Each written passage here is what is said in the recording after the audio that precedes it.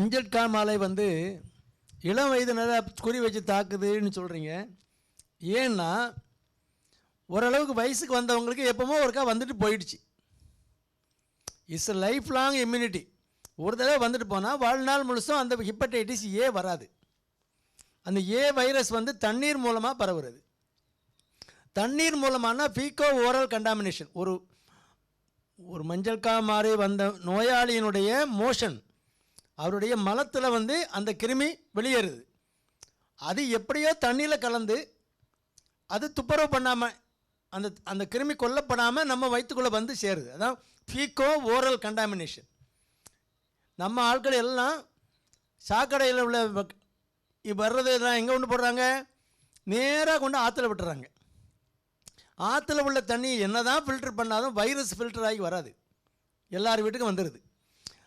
தண்ணியில் சாதாரண தண்ணியில் வரக்கூட சில எங்கேயாவது ஒரு இடத்துல பைப்பில் ஒரு சாக்கடைக்கு ஊடால போகிற ஒரு பைப்பில் சின்ன வெடிப்பு இருந்து அதில் கசிஞ்சிக்கிட்டே இருக்குது, தண்ணி கசிஞ்சிக்கிட்டே இருக்குது. தண்ணி வரும்போது தண்ணி நிற்கும்போது என்னாகும்? அது அப்படியே திரும்ப ரிட்டர்ன் ஆகி உள்ளே போயிடும்.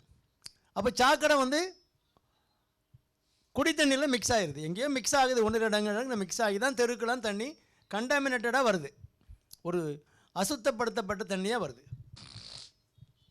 ஒன்று இந்த தண்ணி மூலமாக நமக்கு டைரெக்டாக வரலாம். இப்போ ஹெப்படைட்டிஸ் ஏக்கு வந்து தடுப்பூசி இருக்குது, அதை வந்து குழந்தைகளுக்கே போட்டுடலாம். 1000 சில்லரை வரும். ஒரு டோஸோ 2 டோஸோ போட்டிங்கன்னா லைஃப் லாங்காக வராது, அந்த வியாதி வராமலே பாதுகாக்க முடியும். இப்போ உள்ள குழந்தைகள் நிறையா குழந்தைகளுக்கு போட்டிருப்பாங்க. மாட்டிக்கு பீடியாட்ரிஷியன் குழந்தைகள் டாக்டர் சொல்லி அதை போட்டிருப்பாங்க. ஆனால் ஓரளவுக்கு ஒரு வளர்ந்த பிள்ளைகள் 20, 15 வயசு 20 வயசு அந்த மாதிரி குழந்தைகளுக்கு போட்டிருக்காது. அப்போ ஒரு தடவை வந்து தான் போகும். அது வந்துட்டுன்னா லைஃப் லாங்காக இம்யூனிட்டி கிடைக்கும். ஒன்று வாட்டர் மூலமாக வந்து பரவலாம், வீட்டில் எல்லாருக்கும் ஒரே நேரமாக சப்ளை ஆகலாம் அந்த கிருமி. அல்லது ஒருத்தருக்கு வந்திருக்கு, அடுத்த ஆளுக்கு எப்படி வரலாம்? மோஷன் போயிட்டு கையை கழுவுறாங்கல்ல, இந்த கையில் நிறைய கண்டாமினேட் ஆகி வைரஸ் நிறைய இருக்கும். அப்படியே ஈர கையோடு வந்து அடுத்த பாத்திரத்தை தொடும்போது அதில் வந்து இங்கேருந்து அங்கே ட்ரான்ஸ்ஃபர் ஆகிரும். ஒரு பாத்திரங்கள் புழங்கும்போது இடது கையை வச்சு புழங்குனா கையை வந்து நல்லா தரவாக மோஷன் போன பிறகு சோப் போட்டு வாஷ் பண்ணிவிட்டு வராமல் பாத்திரங்களை தொட்டாங்கன்னா இவங்க மூலமாகவே அடுத்தடுத்த ஆட்களுக்கு பரவிடுவாங்க. அந்த பழக்கம் சின்ன குழந்தையிலே அந்த ஹேண்ட் வாஷிங் டெக்னிக்கை வந்து சொல்லிக் கொடுக்கணும். சாப்பிட முன்னால் வலது கையை கழுவுறோம், மோஷன் போயிட்டு வந்த பிறகு இடது கையை கழுவணும். வெளியில் எங்கேயும் போயிட்டு வந்து எதாவது தொட்டுட்டு வந்தோம்னா வீட்டுக்கு உள்ளே வந்ததும் முதல் வேலையாக கையை கழுவிட்டு தான் மற்ற வேலையை பார்க்கணும். இல்லைன்னா நம்ம எங்கேயாவது ஒரு கிருமியை தொட்டுட்டு வந்திருப்போம், நீங்கள் வீட்டில் கண்டாமினேட் பண்ணி பாத்திரங்களை தொடும்போது அதில் வைரஸ் பரவிச்சில்ல. அந்த காலத்தில் நம்மளை அச்சுறுத்துகிற அந்த கோவிட் வைரஸ்லாம் பரவிச்சுன்னா அப்போ தான் அந்த வைரஸ்னால் என்ன கண்ணுக்கும் தெரியாது, ஒன்றும் தெரியாது, எங்கே கண்டாமினேஷனும் தெரியாது. ஆனால் பரவிடும். யாரோ ஒரு ஆள் வந்துட்டு போயிருப்பாங்க, நம்ம வீட்டில் எல்லாருக்கும் வந்துடும். அந்த மாதிரி வைரஸ் இது வாட்டர் பார்ன் டிசீஸ். தண்ணியை வந்து கொதிக்க வச்சு ஆற வச்சு குடிச்சிங்கன்னா வராது. அப்புறம் எந்த தண்ணியாக இருக்கட்டுமே கொதிக்க வச்சு ஆற வைக்க குடிக்க என்ன பெரிய குறை வந்துட போகுது. அடுத்தால அந்த எல்லாருமே கையை வந்து இடது கையை நல்லா சோப் போட்டு தரவாக வாஷ் பண்ணிவிட்டு மோஷன் போயிட்டு வரோன்னா நம்ம வந்து வெள்ளைக்காரன் பேப்பரை வச்சு துடைச்சி போட்டுருவான். நமக்கு அப்படி இல்லை, கையை வச்சு தரவாக வாஷ் பண்ணால் தான் நமக்கு ஒரு திருப்தி. அப்படி பழகிட்டோம், தப்பு இல்லை. கையை தரவாக வாஷ் பண்ணணும்.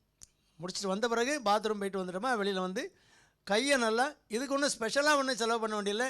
உங்கள் வீட்டில் தூர போடக்கூடிய துண்டு சோப்பை எடுத்து அங்கே வச்சுக்கிட்டிங்கன்னா போதும், அதை யூஸ் பண்ணிங்கன்னா போதும். அடுத்தால இன்னொரு சோப்பு அது 2ஆக ஒடியும்ல, அப்போதைக்கு வச்சுருங்க, அவ்வளோதான். அந்த சோப்பை வச்சு வாஷ் பண்ணாலே போதும். குழந்தைகளுக்கு அதை பழக்கப்படுத்தணும். எங்கே வேணாலும் வெளியில் போயிட்டு வந்தவர் பழக்கப்படுத்தணும். ஒன்று வாட்டர் பொல்யூஷன் அப்படி வருது, அல்லது இண்டிவிஜுவல் டு இண்டிவிஜுவல் பரவுற முறை வந்து இதான் கல்பிரிட் இடது கை தான். அதை நீங்கள் பார்த்துக்கணும். தடுப்பூசி இருக்குது, போட்டுக்கலாம். அதனால் இந்த ரெண்டும் பக்குவமாக இருந்தால் வெளி உணவுகள் எங்கேயும் சாப்பிடாமல் கொள்ளாமல் இருக்கணும். ஹோட்டல்களில் போய் உட்காந்து நல்லா சாப்பிடும்போது அவன் தண்ணி வந்து பாதுகாக்கப்பட்ட குடிநீராக இருக்குன்னு சொல்ல முடியாது, கேரண்டி கொடுக்க முடியாது. அதனால் தண்ணியில் ரொம்ப கொஞ்சம் பக்குவமாக இருந்து கவனமாக இருந்துக்கிட்டோன்னா இந்த தண்ணி மூலமாக பரவக்கூடிய மஞ்சள் காமாலையை நம்ம தடுக்க முடியும்.